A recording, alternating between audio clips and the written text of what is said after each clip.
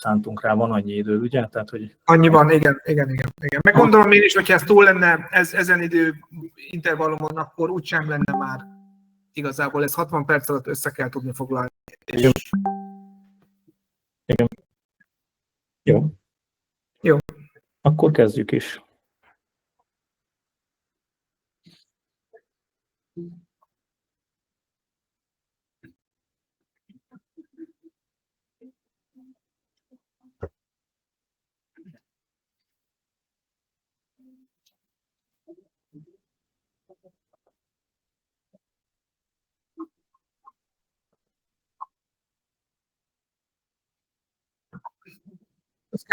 Ez kezdésnek teljesen jó.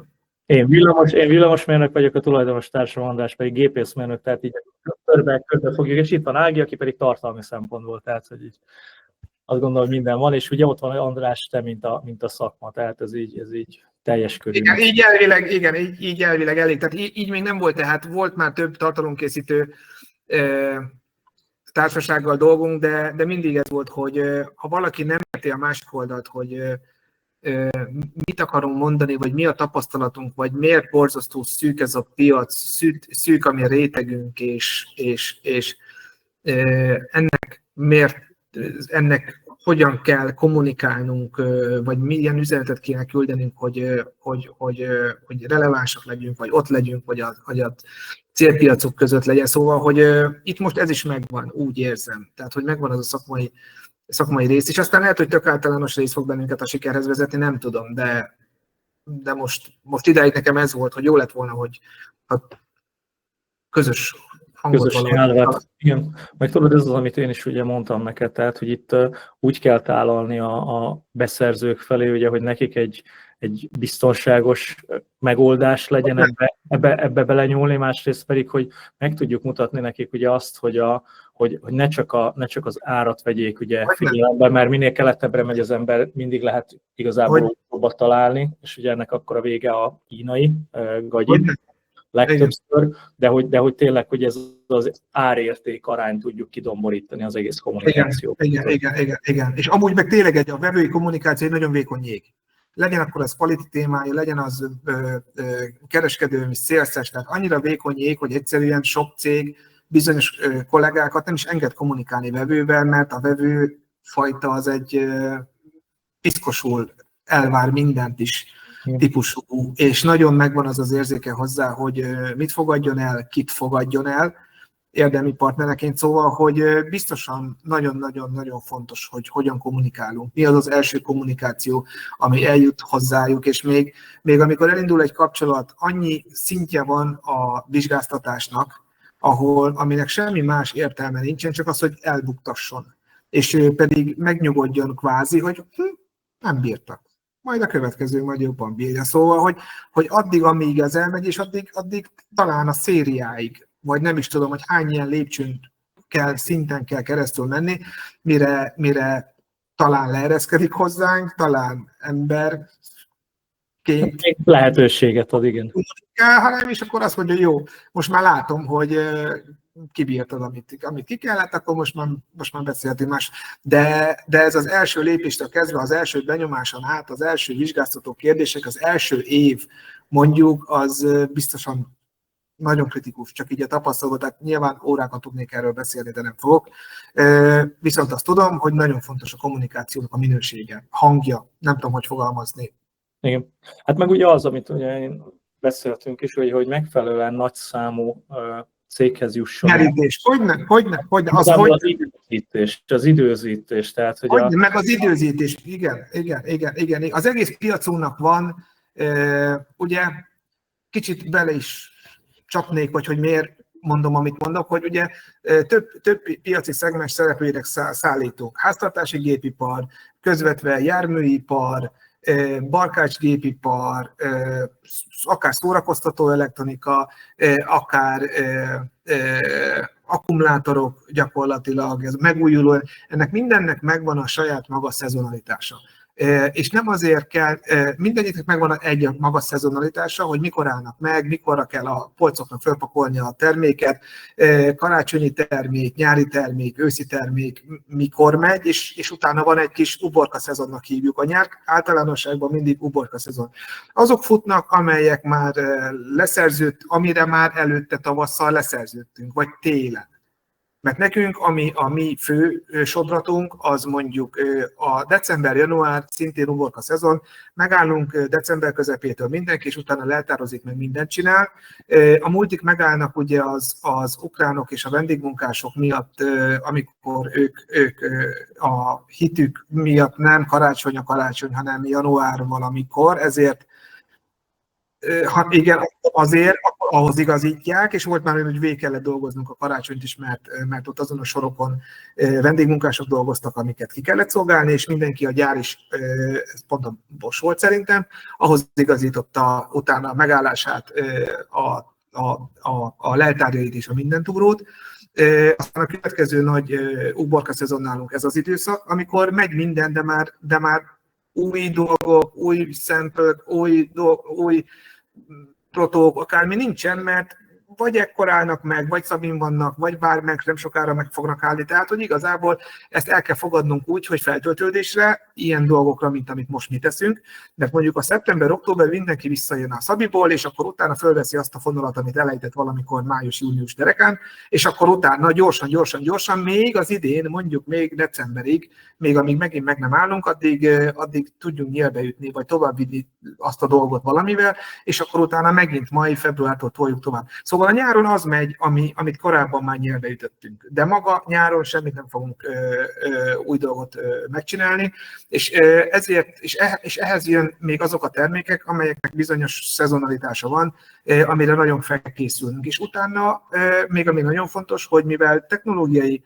ágazatról beszélünk, semmi sem tart örökké. Tehát, hogyha van egy üzlet, van egy szerződés, van egy design, van egy design, ami belépül egy termékbe, az a terméknek a piacán, annak nyilván a termék életgörbétől fakadóan van, amikor kezdeti bevezető szakasz van, a csúcson van kifut, és gyakorlatilag ezt a legjobb hasonlat mondjuk, mint a járműipar, hogy 4 évenként új modell, 2 évenként facelift.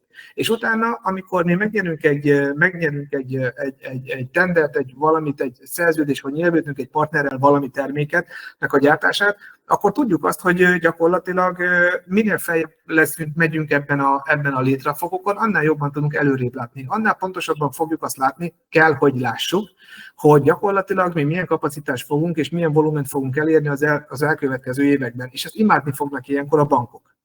Mert én pontosan meg fogom tudni mondani a forecastok alapján, hogy a vevőimnél milyen forecastok alapján milyen volument fogok tudni elérni, milyen kapacitással, és onnantól tudva minden matek adott lesz. Milyen raktárral, minden forgási sebességtől kezdve minden szám oldalról meg tudom azt mondani, hogy nekem milyen cash-re van ahhoz szükségem, hogy ezt tudjam bonyolítani, de mögötte meg lesz minden szerződés, minden forecast, hogy ezek nem légből kapott számok. De viszont ebből azt is fogom látni, hogy nekem mikor fut ki bizonyos termékem, és az milyen volument fogok elveszíteni, ha most mondjuk 2025-ben nem kezdek hozzá új piacot keresni, mert akkor, ha nekem kifut egy terméke, semmilyen garancia nincs rá, hogy a következő design, ami váltani fogja az én mostani termékemet, a vevőm ugyanazt a berendezést fogja gyártani, ugyanarra a piacokra, ugyanúgy ő elnyerti azt a tendert, vagy nem nyeri el azt a tendert, vagy más fogja azt a tendert megnyerni, amiből az én vevőm kiesik. Szóval, hogy nekem, én soha nem dőlhetek úgy hátra, hogy én azt mondtam, hogy elértem azt az árbevételt, azt a volument, amit szerettem volna, és most már tök jó.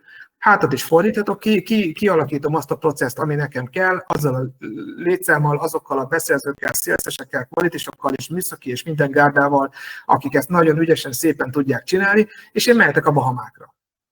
Mert ha én nem gondoskodok róla előtte, és gyakorlatilag most látom azt, hogy onnantól, hogy egy vevő bejön, mondjuk vegyük azt, hogy azok, amik tőletek bejönnek a vevők, és mondjuk legyenek a releváns vevők, és mondjuk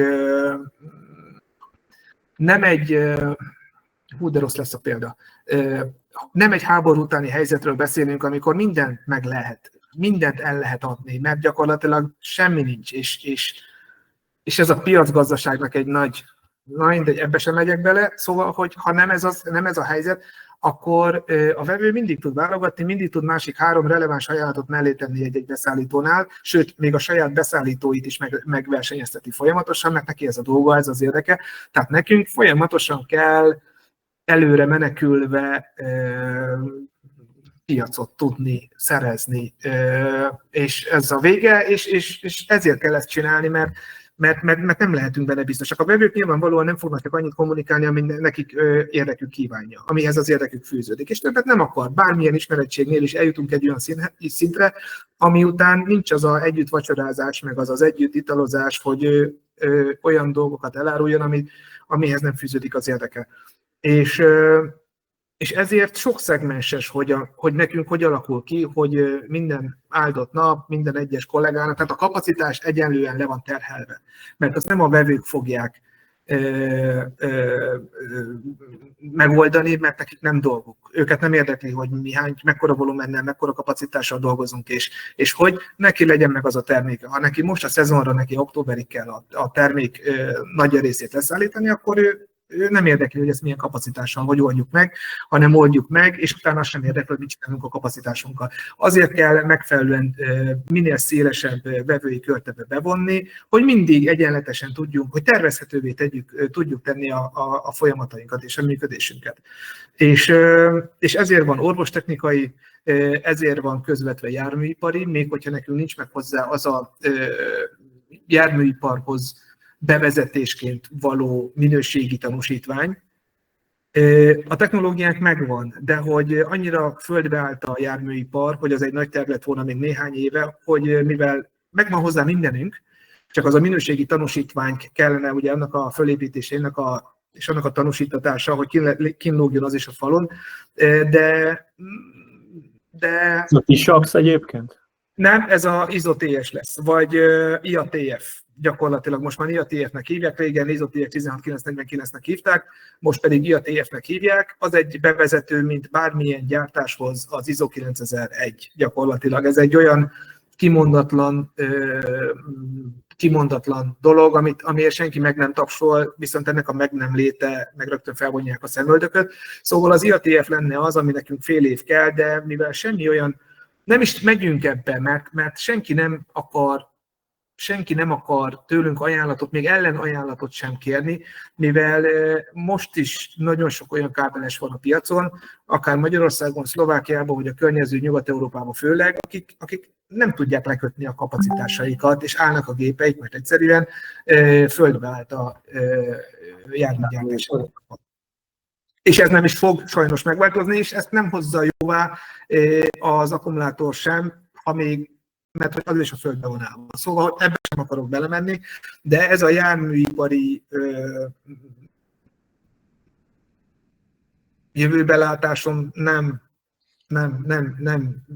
jó, és majd ha úgy van, akkor majd és hoztok ettől eltérő, vagy ettől ellentétes példákat, akkor megkövetem én magam, de nekem most speciál az az álláspontom, hogy nincs jó, mert hogy ez nem volna rá szükség, valamilyen módjában föl lehetett volna ezt teljesen máshogy építeni, de így az, hogy rögtön beáll a betonba, és közben meg nem változik semmi, tehát ugyanúgy használja mindenki az autóját, mert semmi nem változott a közlekedésben, csak maga egy szegmens onnan ki lett emelve, mint ő a rossz, a fekete bárány.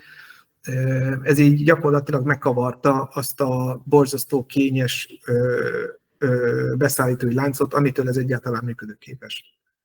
Körülbelül 20 éve. Ráadásul, hogyha minden igaz, akkor Kínában 130 elektromos autógyártó várja, ugye, hogy itt bejöhessen új piacokra. Igen.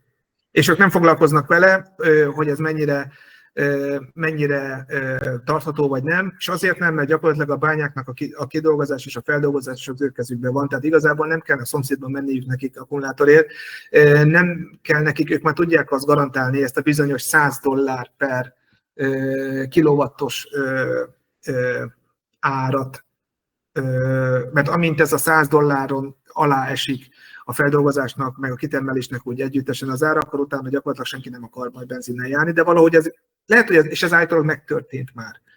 mert olyan módon tudta csökkenteni, vagy hatékonyabbá tenni a kitermelését Kína, hogy ez már megoldódott, de még ezt nem látjuk. De ez nem azt jelenti, hogy a háttérben már nem ez alakul ki, vagy ennek megfelelően a piac, és az gyakorlatilag előrevetíti ezt 5 évben, hogy az a modell, ami felnőttem gyakorlatilag az elmúlt 20-25 évben, és az a feldolgozóipari példák, vagy iskola példák, amik itt fölépültek Magyarországon, az már nem lesz jó. Csak ami... Igen, ez az SK-on, tudod, a koreai, az partnerünk. Igen. Látszódik egyébként, hogy mindkettő az SK-on, meg van a másik koreai, hogy ők is küszködnek egyébként, és most Magyarországon azért zuhant be az akkumulátorgyártás, amit ugye sokat vártak, mert ugye ott vannak a kínai gyártók, és a kínaiaktól veszik meg, nem a koreaiaktól, mert a kínaiak olcsóbbak. Igen, ez egy esetben megint nem akarom az időnket húzni ezzel, hogy ez itt az iskola példája ennek, hogy egy kormányzati szereplő soha nem tud a piac fejével gondolkozni. Mert egy kormányzat, ő mivel nem realizál profitot és csak költségeket, nem számol megtérülést, ő nem tudja eldönteni, hogy majd a piac merre fog menni.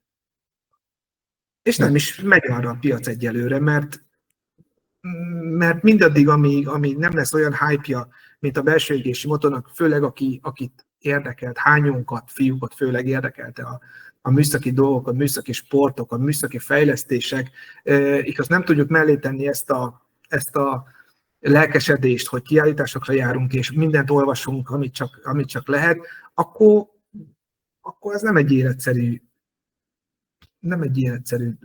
dolog. És ez egy nagy cél lett volna egyébként. Tehát még ezelőtt jó 10 évvel cégvezetőkkel beszélve, és ott megnézve, hogy mi volt a rendszerváltásnál, kinek a édesapja ült, milyen bizonyos jó helyeken, és ott szerencsével tudott elindulni a privatizáció által, és akkor kemény munkával 10-15 év alatt mekkora vállalatot vagy birodalmat tudott létrehozni, és az egy tök jó cél volt, de mire odaértem, hogy mindez a háttér nem állt rendelkezésre, mára megfordult a piac is. És nem látok ebben az a baj, nem látok már ebben olyan dolgot, amit én jobban tudnék a piacnál, sajnos. Ezt meg kell, tehát valahol ezt be kell látni, mert itt már nem az számít, hogy 5-10 forinttal, 20-szal olcsóban adom a portékát, vagy nem, ha még tudom-e garantálni, hogy az ugyanolyan minőségű és rugalmasságú, és mit tudom én, mert egyszerűen mindenkinek megvan a saját kapacitása is bőségesen a saját gyárában, és mindenki harcol az életbe maradásért, főleg amelyek cégek ráálltak teljesen az autóiparra. És aki rááll az autóiparra, és nem keresett valami mást, egy kábel konfekcionáló egyébként mit tudjon mást keresni? Bocsánat. Semmi gond. Hát igen, azok nehéz. Mit tudjon más keresni? Mit tud csinálni? Tehát most már azt mondanám, hogyha most valakitől megkapnám azt a régi álmomat, amit mondjuk 10-15 évvel ezelőtt álom volt, hogy tessék, itt van az a 6-8-10-15 ezer négyzetméter, és benne a feldolgozógépek tömkelegével, a staffnak a tömkelegével, és nagyon nagy tapasztalattal bíró villamosok, gépészek, minden, akkor, és nem tud az üzem semmi más gyártani, csak kábelt, viszont az borzasztó nagy mennyiségben, ami nem kell,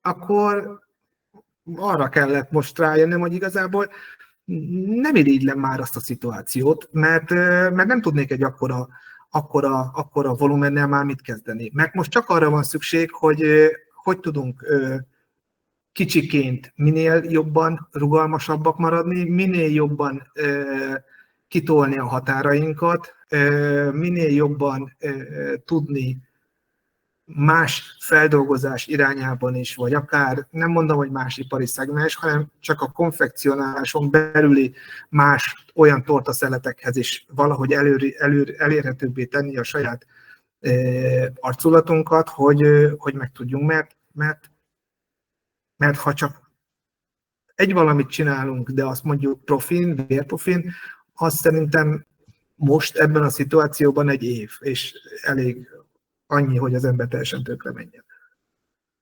Hát, most valahogy más kell, tehát teljesen tök más, és ha most ezt mondjuk meglovagolnátok, és megkérdeznétek, hogy jó, mi az akkor, ami kell a piacodnak? Annyira ezt nem tudnám felrajzolni, meg kiemelni, hogy pontosan mi kell, és abból, amiből mennyi kell az én piacomnak, mert alapvetőleg hozzászoktunk ahhoz, hogy mi gyakorlatilag, mint bármely más kábeles, rajzok alapján dolgozunk. Vevői igények alapján dolgozunk. Tehát, hogy igazából neki kell azt a berendezését kitalálni, amit a piacra akar dobni, aminek a része a kábel.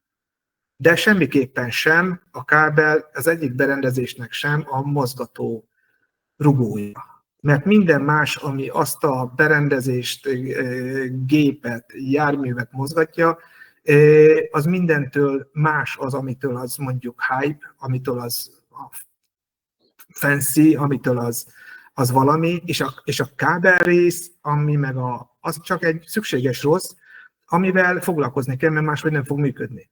Hát mint az akkumulátor egyébként. Ja, még a tervezésnél is sokkal több idő van minden másra számba, mikor egyszer csak eljön az, hogy mondjanak kellenek szempelők hozzá, és akkor mi meg felteszünk egy csomó hülye kérdést, hogy akkor ez hogy lesz meg, az hogy lesz meg, akkor ez miért nincs benne a dizájnban, ez meg miért nincs, mert arra úgy tűnik, hogy arra nem kell idő, mert az csak madzag.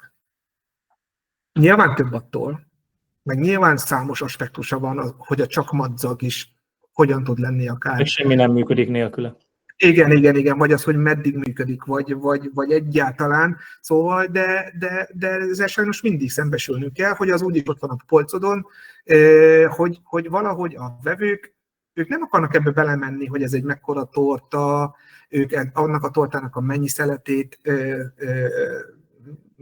képviselik, és hogyha beállítanak egy igénnyel egy kábeleshez, és ő azt mondja, hogy bizonyos szerszámokra szükség van, bizonyos anyagokra szükség van, és az, hogy miért nincs a polcodon. És sok esetben még hónapok után is, hogy az nincsen, hogy az nincs olyan, hogy a polcomról kiveszek több ezer szerszám közül egyet, ami pontosan azt a kontaktust fogja tudni gyártani, ami neki kell. Mert az valami mindig az egy olyan szűz terület, amire nem akarunk beszélni. Nekem minta kell, ne kérjél erre pénzt, szóval, hogy az nem. Tehát, hogy az nem illik érte pénzt kérni, bárhány ezer euróba belekerül egy ilyen minta, és az gyakorlatilag a minta az egy lépcsőfok. Amikor már mintát kér valaki valakitől, az már egyfajta valami. Ott már túl vagyunk néhány buktatón, néhány telefonbeszélgetésen, rajzokon. Ő már lecsekkolta azt, hogy ezek értenek hozzá, vagy nem. Egy szóba lehet, tehát ez tök apró, hogy válaszol neki az e-mailemre, vagy nem. Fölveszik-e a telefont, vagy nem. Ha válaszolnak, mit válaszolnak? Mert minden választ tudnak értékelni. Azt is, sőt, egészen odáig, hogyha kapnak egy árat, és az ár mennyivel tér el attól az ártól, amit én, mint beszerző, aki kiadta a rajzokat, meg az ajánlatkérés, én pontosan tudom. Mert hülye lennék kiadni olyan árajánlatkérés, hogy ismeretlen partnernek, kábelesnek, amit én most gyártok, vagy ami nekem valóban szükségem van. Én kiadok egy olyan rajzot, ami már rég nem kell a kutyának se, de pontosan tudom, hogy mibe kerül. És ezt kiadom az új szereplőknek, akiket most hajtottam föl, vagy most találtam őket a kampányukon, amiket elindítottak, és akkor azt mondom, hogy ők megadtak érte 9,56 eurót. És én pontosan tudom azt, hogy én 6,52-ért vettem ezt, amikor még futott ez a termék. Mondjuk évekkel ezelőtt. És ha mondjuk valaki odaad 4,22-t, akkor az mondom rá, hogy hát egyébként sem volt szimpatikus a hangja, meg ahogy és szarárat is adott. Aki odaad 9,22-t, hát őrülük már hallottam, de nem akarják ezt a projektet. Le vannak foglalva, árat adtak, de látom rajtuk, hogy nem akarják megcsinálni, meg adott valaki 6,93-at. A 6,93, őről tudom, hogy utána nézett, valóban azt ő tudná csinálni, olyan kérdéseket tett föl, kérdést az árba, amivel azt sejteti, hogy ezek milyen problémák fognak adódni, vagy előtte már megbeszéltük, és akkor azért árazott így. És még utána még benne van az, hogy jó, egyébként nem kell több tőle semmi, mert tudom azt, hogy ha majd kell nekem a jövőben, amihez még hallottam a társosztálytól, hogy ki fogunk valamit dobni, de még akkor fogom őket keresni. De most nem, és ez az időzítésre akarnék csak visszacsatolni, hogy hány aspektus. Vagy egyszerűen azért kéri az árat, mert az egy futótermék, és ő a 652-t sajnálja érte, és hogyha kap egy 552-es árat, akkor oda tudja dugni az saját beszállítójának az óra alá, hogy tessék, itt a benchmarking, és hát én nem azért mondom, meg tudod, amúgy jóba is vagyunk, meg minden, de itt van egy cég, ha nagyon akarod, akkor nézzél utána, nem fogom megmondani, de itt van 552, aztán most vagy ideadod azt az éves árcsökkentést, ami a mi világunkban természetes, vagy hát akkor ennyi, akkor elkezdek vele mintáztatni, meg elkezdem, akkor és ez is benne van, hogy ugye, ha megy egy projekt jól, akkor ez jön minden évben. Hogy ő kér 3%-ot, 1-et, 2-t, mert ő kéri, jár neki, és akkor valamibe ezt szépen beleteszi, és lehet azt mondani, hogy én nem adom. Akkor utána jönnek a beszállítói reklamációk. Ez nem ilyen, az 1 milliméterre kicsit ott, az egy kicsit nem ez, az tehát akkor elindul egy ilyen presszió, és akkor utána végül el fog érni azt, hogy megegyezetek. Hát igen, tárgyalás technika. És ez meg a tárgyalás.